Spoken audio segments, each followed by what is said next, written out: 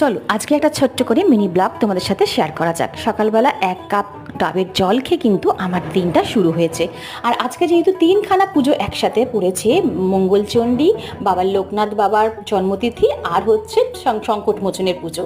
আমার সিংহাসনে যেহেতু বাবার লোকনাথ বাবা নেই, তো আমরা জানি যে ভোলানাথের অর্ধেক অংশ হচ্ছে বাবার লোকনাথ।